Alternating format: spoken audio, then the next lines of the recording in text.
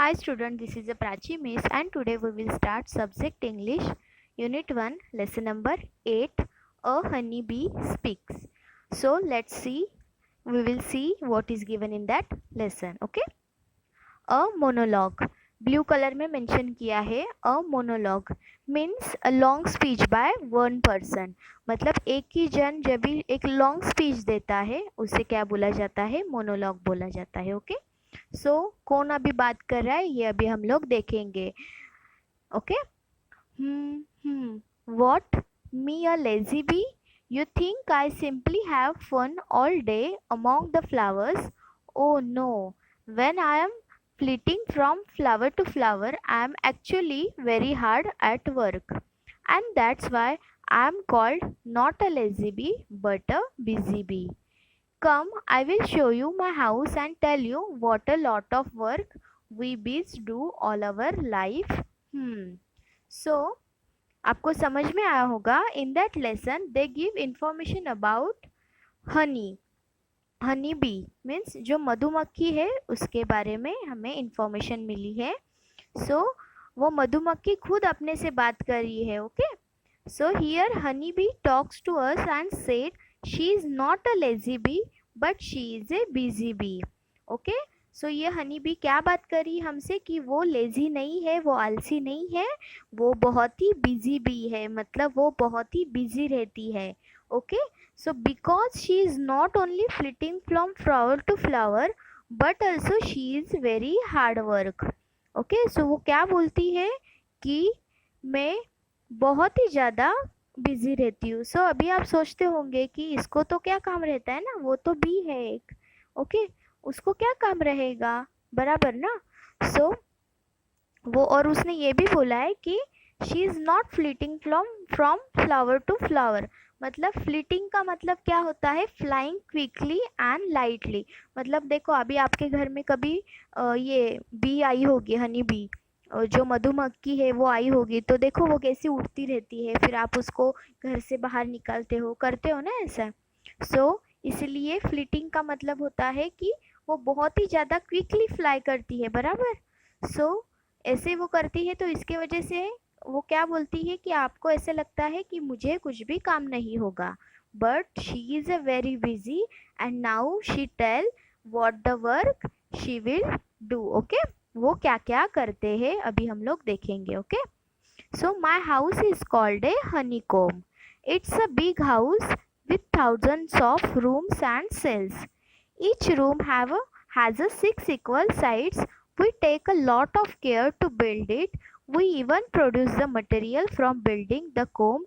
It's called a bee wax. Okay, so here his honey bee's house name is a honeycomb. ये जो honey bee है उसके house का name क्या रहता है? हनी कोम. हम लोग को सभी को पता है, हम लोग उसको हनी कोम बोलते हैं, बराबर. So in that house there are thousands of room and cell. Each room has a 6 equal side. They take a lot of care to build it and also produce material from building comb. मतलब उन्होंने क्या बोला है कि इनका जो house है इसमें थाउजेंड्स ऑफ रूम रहते हैं, बहुत सारे रूम्स रहते हैं. And cells, each room has a 6 equal side. और हर एक रूम को 6 equal साइड रहती है. Okay, take a lot of care to build it. वो बहुत ही ज़्यादा केयर करते हैं जब भी वो हाउस बिल्ड करते हैं. Okay, and also produce material from building comb. जो इनका बिल्डिंग कोम रहता है, कोम मीन्स छत्ता, उनका जो ऊपर का कवर रहता है उसके वो बांधने के लिए वो बहुत ही ज़्यादा मेहनत करते हैं. And it's called A B wax. उसे क्या बोला जाता है? बीज वैक्स मीन्स मोम. ओके, अभी नेक्स्ट देखते हैं. Do you know, when I was very young I used to stay at home, but even then I had to do a lot of work. I had to look after the larvae, the babies that would grow into bees. I had to feed them and protect them. If anyone came near our comb to disturb it, I was ready with my weapon.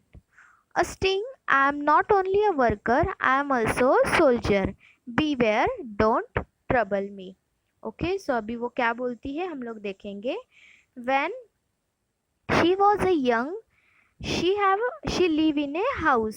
जब वो छोटी थी तब वो कहाँ पे रहती थी, अपने वो जो कोम था उसको, जैसे वो हाउस बोलते हैं, जैसे हमारा हाउस रहता है वैसे उनका वो हनी कॉम्ब है, वो उनका हाउस रहता है. ओके, सो वो हाउस में ही रहते थे.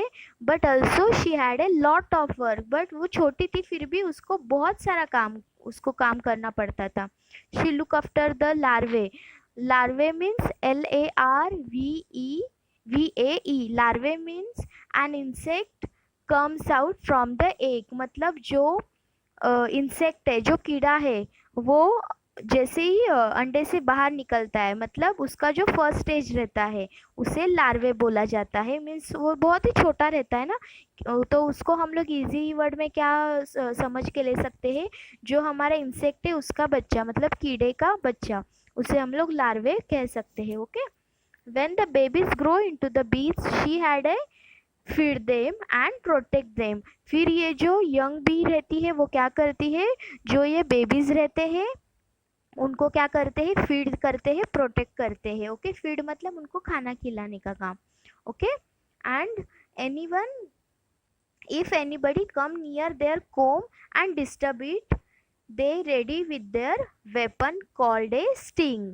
अगर किसी ने भी उनका जो हनी कॉम है उसके नज़दीक भी गया कोई, तो वो क्या करते हैं, वो अपने वेपन के साथ रेडी रहते हैं. वेपन मतलब शस्त्र.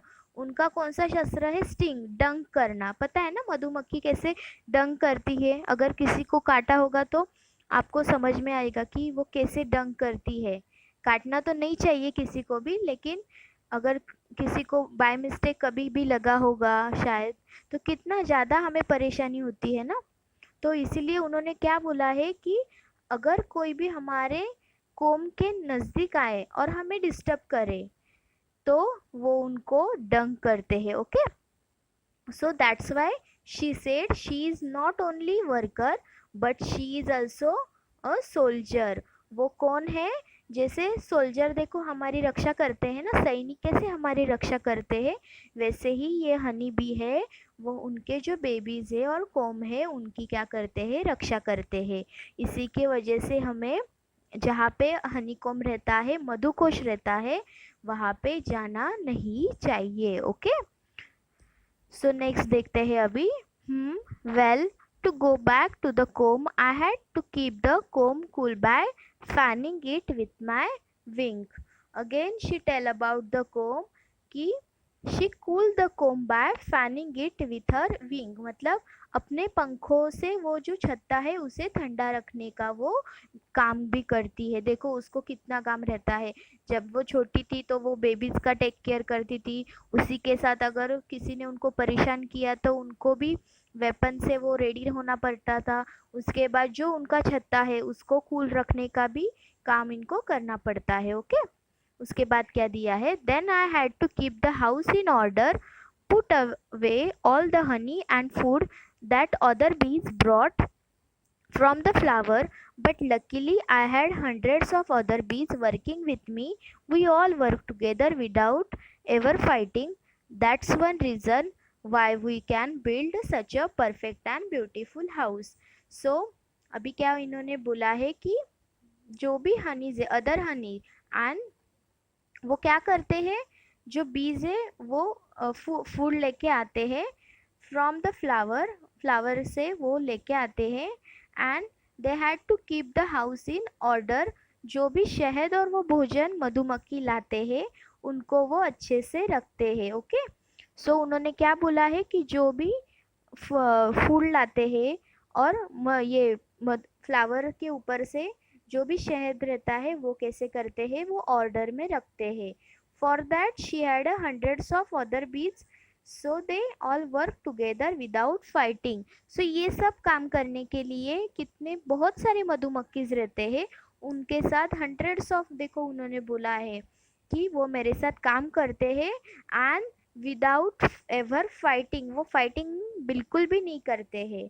और उसी के वजह से वो एक परफेक्ट एंड ब्यूटीफुल हाउस बनाते हैं. ओके, आपने देखो हनीकॉम्ब देखा होगा, अगर आपने फोटोज में भी देखा होगा या फिर रियल में देखा होगा, तो आपको समझ में मतलब आपको समझ में आएगा कि कितना वो परफेक्ट रहता है। उनका शेप देखा होगा ना आपने, वो प्रॉपरली रहता है। क्यों? क्योंकि ये सब एक साथ मिलके वो बनाने का काम करते हैं। ओके, सो इससे हमें क्या सीख मिलती है कि अगर हमें कोई भी नया काम करना है तो हमें किसी की हेल्प लेनी चाहिए, और अगर सब मिलके वो काम करेंगे तो जो भी हम लोग कर रहे हैं वो बहुत ही अच्छी तरीके से होगा, बराबर ना? ओके, और उन्होंने ये भी बोला है कि इतने सारे मधुमक्खी एक साथ है फिर भी वो फाइटिंग नहीं करते हैं। ओके, सो इससे आपको क्या पता चला कि आपको भी क्या करना नहीं चाहिए, फाइटिंग बिल्कुल भी किसी के साथ भी नहीं करना चाहिए। ओके, सो आगे हम लोग देखते हैं। Yes, I help with the house building too.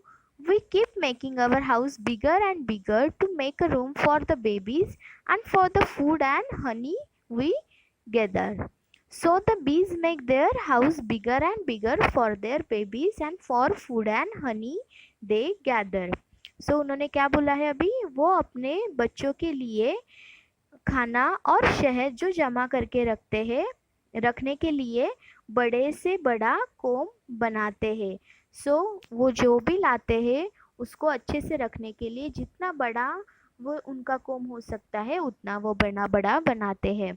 When I become older, I began to fly out of the comb to gather nectar. I take the nectar and pollen from the flower and carry them back to the comb.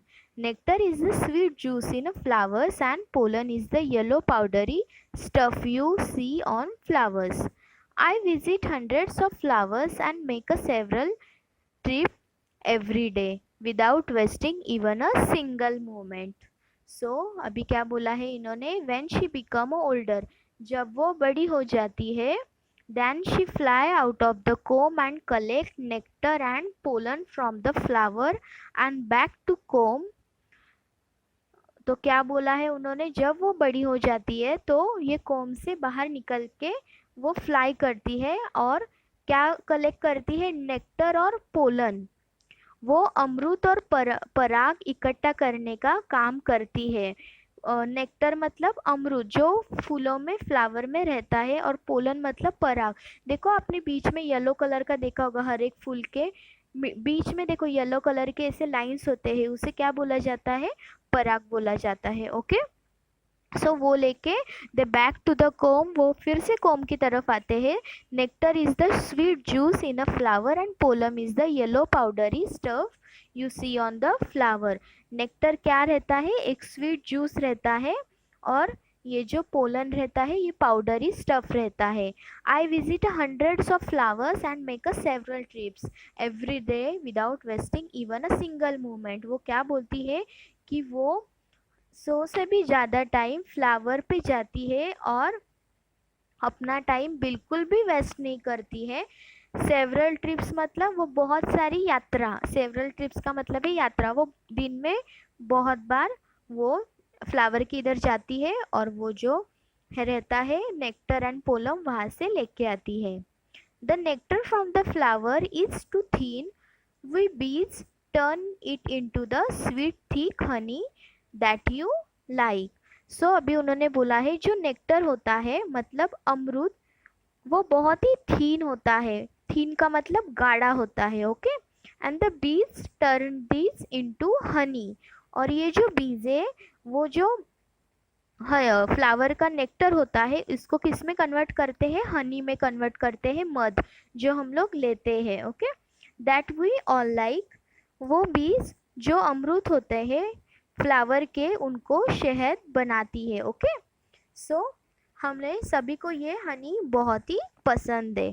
ठीक है, so it's only because you called me a lazy bee that I stop and explain it all to you, otherwise I have not a moment to lose.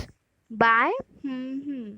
Okay, सो अभी last इन्होंने क्या बोला है कि वो अपना एक भी मोमेंट लॉस नहीं करती है, वो अपना काम करती ही रहती है, बट इसको किसी ने लेजी बोला है कि आपने इसको लेज़ी बोला है, इसके वजह से वो रुकी है और हमें ये पूरा उन्होंने एक्सप्लेन किया है, ये मधुमक्खी ने, कि वो क्या क्या काम करते हैं।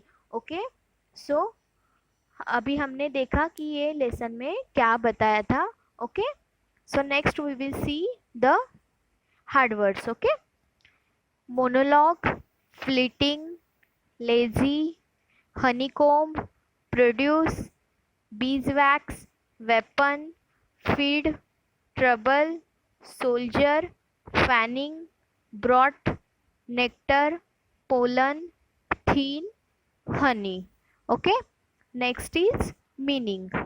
Monologue, a long speech by one person. Second, fleeting, flying quickly and lightly. Third, larvae, an insect come out from the egg. Fourth, weapon, something used to fight. Fifth, sting, sharp pointed part of an insect. Okay, next is question number 1. Answer the following questions. First, why is the bee called a busy bee? Answer, because it hard at work the whole day. Second, what work do young bee? Answer, young bee look after the larvae and feed them. Third, what weapon does bee have? Answer, sting. Fourth, what work do older bee? Answer, they fly out from the comb and gather nectar and pollen from the flowers, then back to the comb and turn them into sweet thick honey. Fifth, when does the bee use its weapon? Answer, when anyone comes near the comb and disturb it. Okay, now question number 2. Opposite word. First, busy, free.